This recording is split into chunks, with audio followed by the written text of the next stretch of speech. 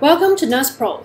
This is a channel to help you to pass your OSCE exam so that you can get your nursing license to work in the UK. So today's topic is peak flow rate. So this is one of the OSCE skill station. So first of all, this is a video for sharing.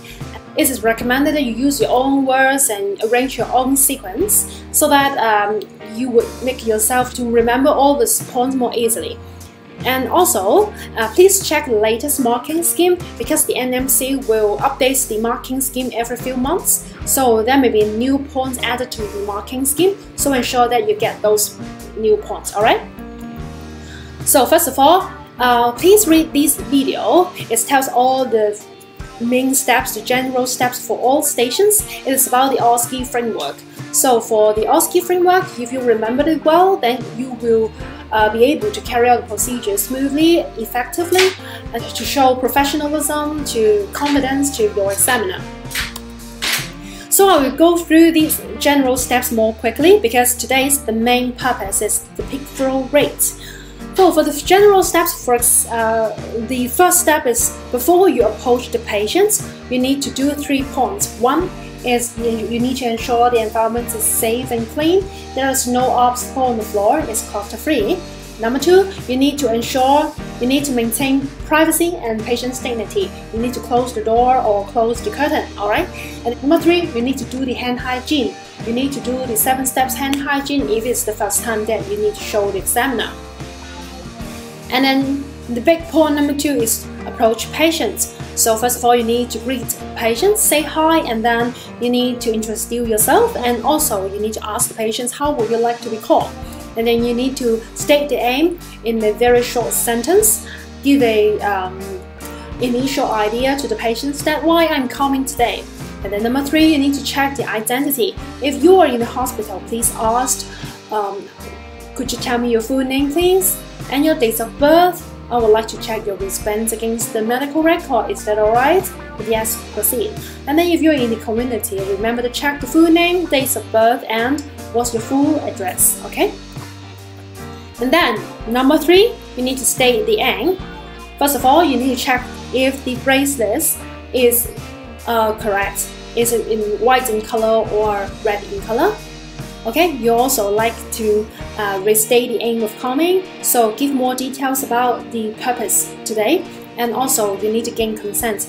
Are you happy for me to proceed? Do you agree with that? Okay, and then you also need to check the comfort to see if the patient is sitting is comfortable now, the procedure lasts for how long, and then you need to tell the patients, do you need to use the toilets before I start? Something like that. And then remember the positioning. It is a good time for you to arrange the patient's position for the specific task. After that, you need to leave the patient to gather your equipment, you check the prescription if it's medication, and then you return to the patient. Okay? So today's topic is peak expiratory flow rate, and it's one of the OSCE skill station. So you have 8 minutes for this skill station, and remember you need to keep patients sitting upright, and also you need to wear the apron and the non-sterile gloves. So you need to explain to patients what peak flow rate is, right? You could also ask the patients, do you have any asthma history? Have you ever used peak flow rate before? And then you need to explain peak flow rate is actually a basic tool to measure the lung capacity. To see how much air your lung can inhale and exhale, okay? And also we need to check if you are having good response to the medication, mainly the inhaler. And also you need to ensure the patient is having good measurements. So that's why you need to explain how to do the peak flow rates with the patient later on, okay? And also you could also check with the patients, do you know your best peak flow rate reading? Or do you know your latest peak flow rate reading? So you could compare the results, okay? So and then this is just an initial explanation of the peak flow rates. So later on you will tell the patients how to perform the whole procedure. And remember, you need to position the patient sit upright.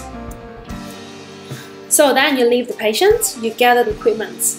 Leave the patient, remember hand hygiene, alright? And then you get the equipment. You need to ensure the tray is clean. If the examiner has already told you that the tray is clean, that's fine. If not, you need to ask, or you need to stay, can I assume that the tray is clean? Yeah, something like that. And then number 2, you need to also get a peak flow meter, okay?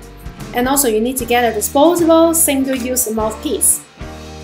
And after you got all these things, remember, do the hand hygiene before you approach the patient, and then you wear your apron and the non-sterile gloves. Now you return to the patient, you need to explain the procedure. But beforehand, you need to check again. I'm back. For example, patient name is Abby. Then you may say, "Hi Abby, I'm back. Are you happy for me to proceed now?"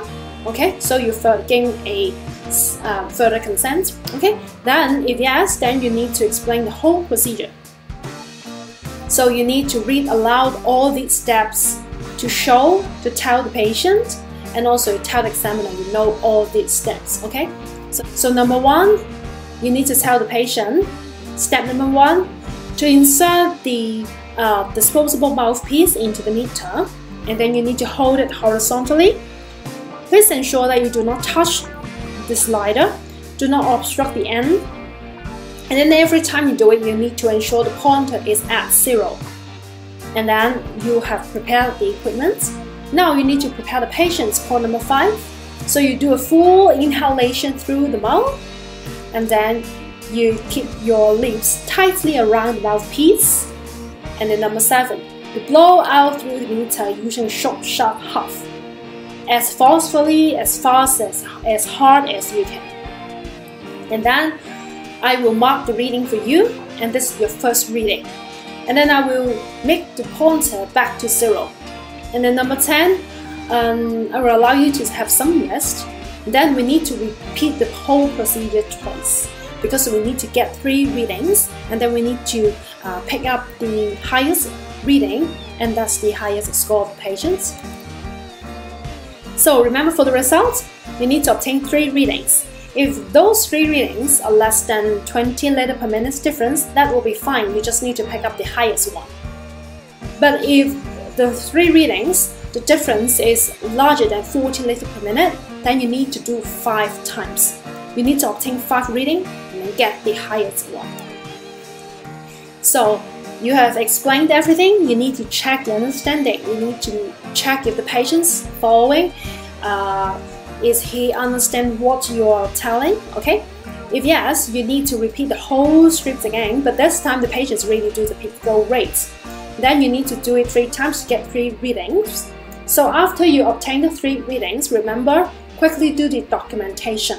To be honest, this skill station is very, you have just very little time for the skill stations. So remember to do it quick, okay? For the documentation, check the 3 readings that you have obtained, and then you pick the highest reading.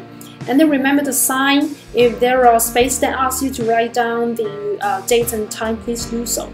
And then you need to do another part, that is the peak flow chart.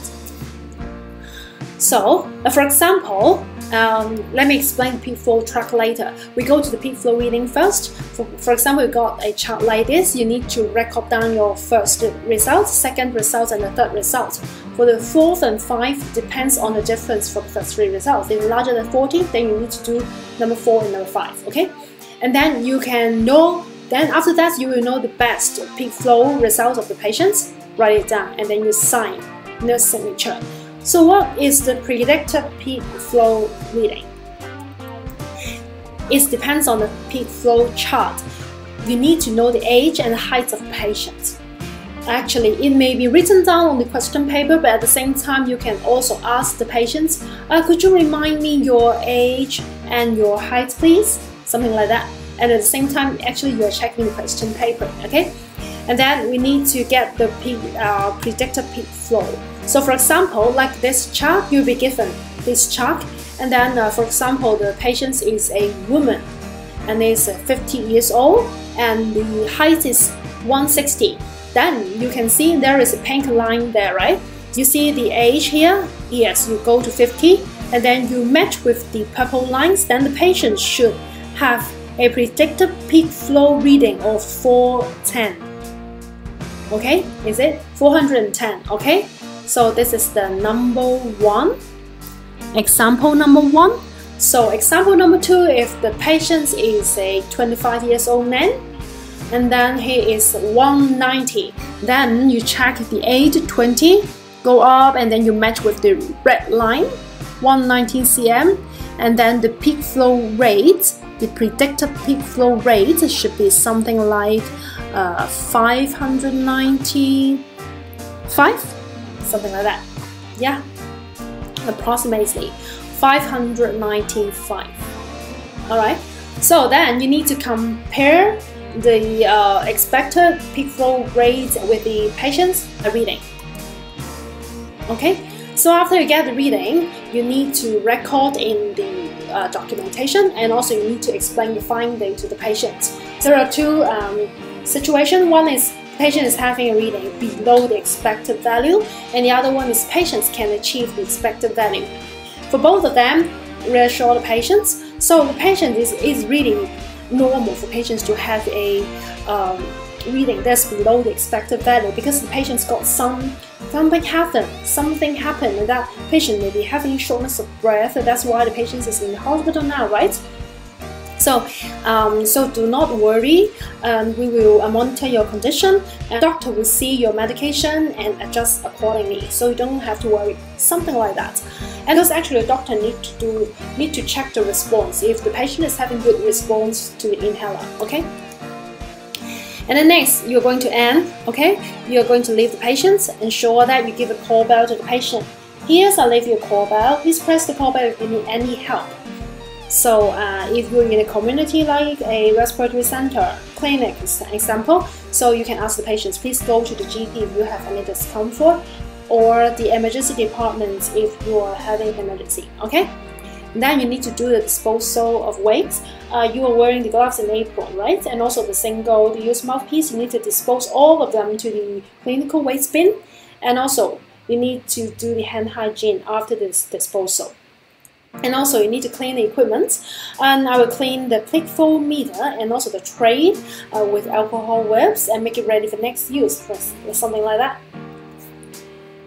So, again, you need to restate the code to prioritize people, to practice effectively, preserve safety, promote professionalism and trust.